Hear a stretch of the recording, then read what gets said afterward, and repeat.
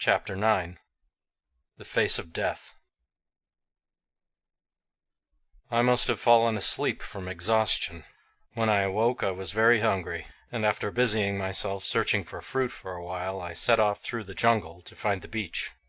I knew that the island was not so large, but that I could easily find the sea if I did but move in a straight line.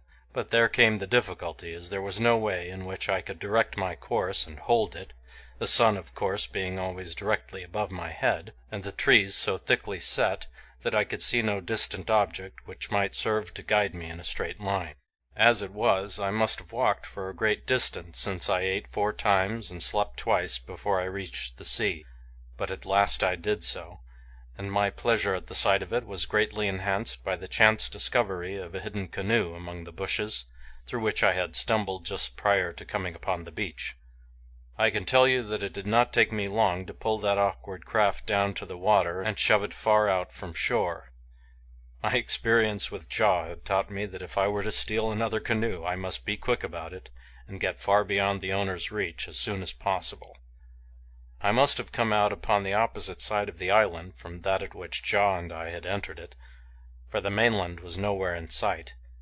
For a long time I paddled around the shore, though well out, before I saw the mainland in the distance. At the sight of it I lost no time in directing my course toward it, for I had long since made up my mind to return to Phutra and give myself up, that I might be once more with Perry and Ghak the Hairy One. I felt that I was a fool ever to have attempted to escape alone, especially in view of the fact that our plans were already well formulated to make a break for freedom together. Of course I realized that the chances of the success of our proposed venture were slim indeed, but I knew that I never could enjoy freedom without Perry so long as the old man lived, and I had learned that the probability that I might find him was less than slight. Had Perry been dead, I should gladly have pitted my strength and wit against the savage and primordial world in which I found myself. I could have lived in seclusion within some rocky cave until I had found the means to outfit myself with the crude weapons of the Stone Age, and then set out in search of her whose image had now become the constant companion of my waking hours and the central and beloved figure of my dreams. But to the best of my knowledge Perry still lived, and it was my duty and wish to be again with him, that we might share the dangers and vicissitudes of this strange world we had discovered. And Ghak, too.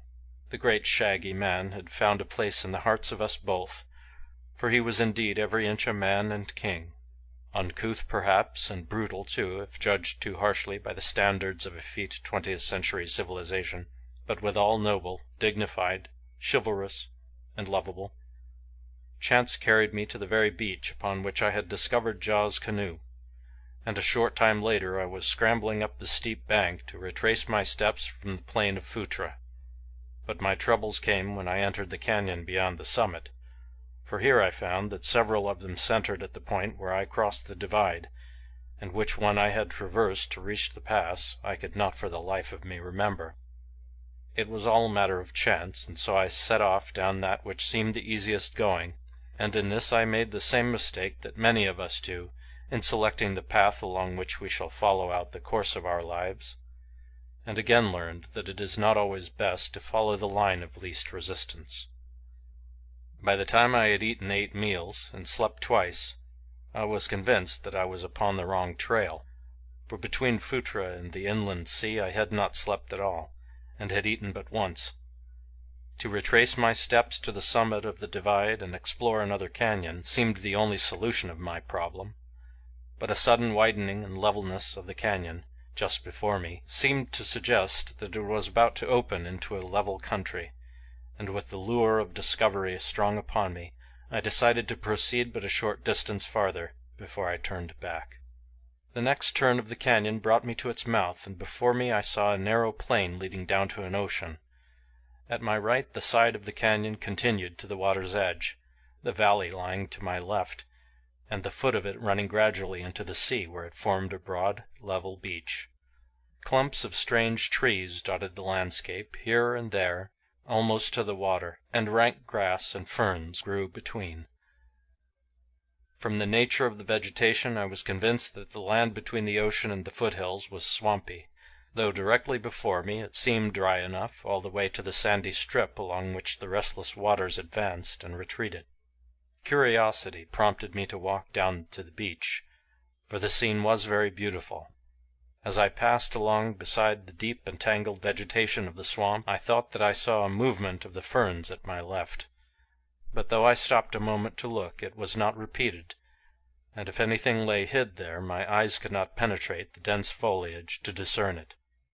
Presently I stood upon the beach, looking out over that wide and lonely sea across whose forbidding bosom no human being had yet ventured, to discover what strange and mysterious lands lay beyond, or what its invisible islands held of riches, wonders, or adventure. What savage faces, what fierce and formidable beasts were this very instant watching the lapping of the waves upon its farther shore? How far did it extend? Perry had told me that the seas of Pellucidar were small in comparison with those of the outer crust, but even so, this great ocean might stretch its broad expanse for thousands of miles. For countless ages it had rolled up and down its countless miles of shore, and yet today it remained all unknown beyond the tiny strip that was visible from its beaches. The fascination of speculation was strong upon me. It was as though I had been carried back to the birth time of our own outer world, to look upon its lands and seas, ages before man had traversed either. Here was a new world, all untouched. It called to me to explore it. I was dreaming of the excitement and adventure which lay before us could Perry and I but escape the Mahars, when something, a slight noise I imagine, drew my attention behind me. As I turned, romance, adventure, and discovery, in the abstract, took wing before the terrible embodiment of all three in concrete form that I beheld advancing upon me. A huge, slimy amphibian it was, with a toad-like body and the mighty jaws of an alligator. Its immense carcass must have weighed tons, and yet it moved swiftly and silently toward me. Upon one hand was the bluff that ran from the canyon to the sea, on the other the fearsome swamp from which the creature had sneaked upon me. Behind lay the mighty untracked sea, and before me, in the center of the narrow way that led to safety, stood this huge mountain of terrible and menacing flesh. A single glance at the thing was sufficient to assure me that I was facing one of those long extinct, prehistoric creatures whose fossilized remains are found within the outer crust as far back as the Triassic formation, a gigantic labyrinthodon. And there I was, unarmed and with the exception of a loincloth as naked as I had come into the world. I could imagine how my first ancestor felt that distant prehistoric morn that he encountered for the first time the terrifying progenitor of the thing that had me cornered now beside the restless, mysterious sea. Unquestionably he had survived, or I should not have been within Pellucidar or elsewhere, and I wished at that moment that he had handed down to me with the various attributes that I presumed I have inherited from him, the specific application of the instinct of self-preservation which saved him from the fate which loomed so close before me today. To seek escape in the swamp or in the ocean would have been similar to jumping into a den of lions who escape one upon the outside. The sea and swamp both were doubtless alive with these mighty carnivorous amphibians, and if not, the individual that menaced me would pursue me into either the sea or swamp with equal facility. There seemed nothing to do but stand supinely and await my end. I thought of Perry, how he would wonder what had become of me.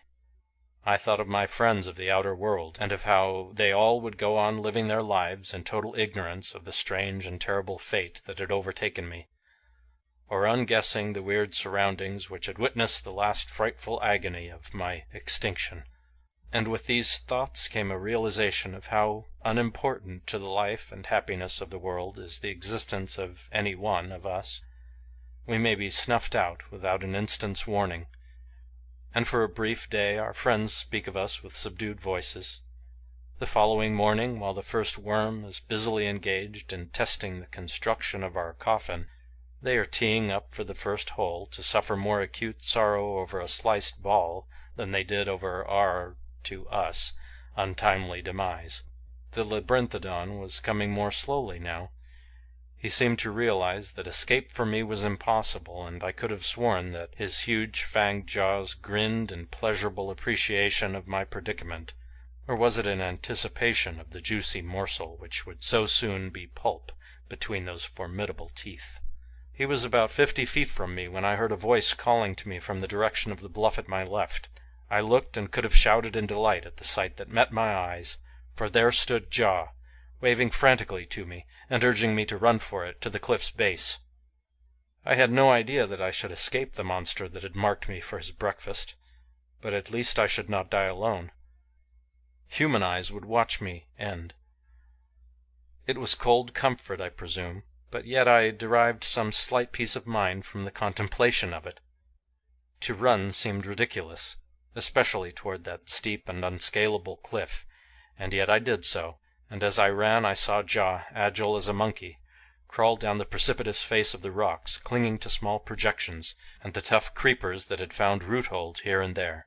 The labyrinthodon evidently thought that Ja was coming to double his portion of human flesh, so he was in no haste to pursue me to the cliff and frighten away this other tidbit. Instead, he merely trotted along behind me. As I approached the foot of the cliff I saw what Ja intended doing, but I doubted if the thing would prove successful. He had come down to within 20 feet of the bottom, and there, clinging with one hand to a small ledge, and with his feet resting precariously upon tiny bushes that grew from the solid face of the rock, he lowered the point of his long spear until it hung some 6 feet above the ground.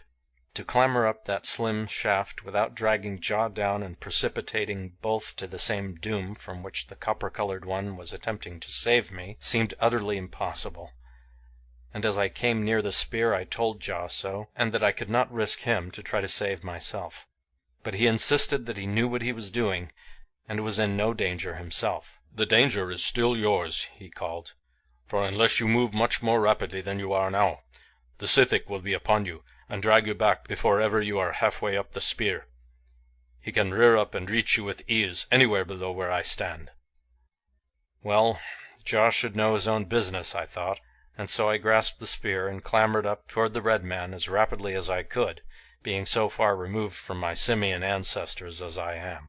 I imagine the slow-witted Sithic, as Ja called him, suddenly realized our intentions and that he was quite likely to lose all his meal instead of having it doubled as he had hoped. When he saw me clambering up that spear he let out a hiss that fairly shook the ground, and came charging after me at a terrific rate. I had reached the top of the spear by this time, or almost. Another 6 inches would give me a hold on Ja's hand, when I felt a sudden wrench from below, and glancing fearfully down saw the mighty jaws of the monster close on the sharp point of the weapon. I made a frantic effort to reach Ja's hand.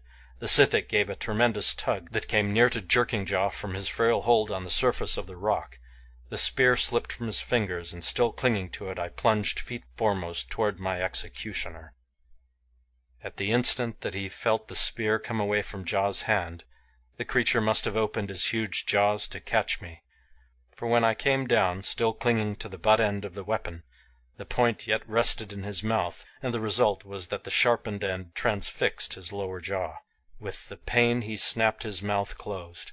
I fell upon his snout, lost my hold upon the spear, rolled the length of his face and head, across his short neck onto his broad back, and from there to the ground. Scarce had I touched the earth than I was upon my feet, dashing madly for the path by which I had entered this horrible valley. A glance over my shoulder showed me the Sithic engaged in pawing at the spear stuck through his lower jaw, and so busily engaged did he remain in this occupation that I had gained the safety of the cliff top before he was ready to take up the pursuit. When he did not discover me in sight within the valley, he dashed, hissing, into the rank vegetation of the swamp, and that was the last I saw of him. End of chapter 9.